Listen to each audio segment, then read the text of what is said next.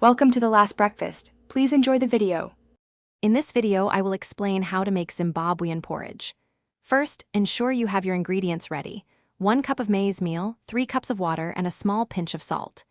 The type of maize meal, whether fine or medium grain, will affect the texture, so choose what you prefer.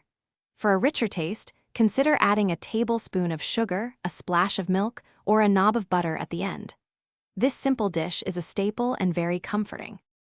To begin, take 1/4 cup of your maize meal and combine it with 1 cup of cold water in a separate bowl. Whisk this mixture thoroughly until it's completely smooth and there are no lumps visible. This crucial step is key to achieving a creamy, consistent porridge texture later on.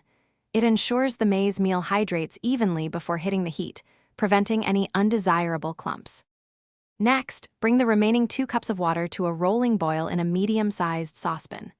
Once boiling, slowly pour in your smooth maize meal mixture, stirring continuously to prevent sticking. Reduce the heat to low and let the porridge simmer gently for about 10 to 15 minutes. Remember to stir frequently during this time to ensure it cooks evenly and develops that perfect, thick consistency. Your Zimbabwean porridge is now ready when it's thick, smooth, and has a creamy consistency. Serve it warm and feel free to customize it with your preferred toppings, such as a sprinkle of sugar, a dash of milk, or even some fruit. It's a versatile and satisfying dish perfect for any time of day.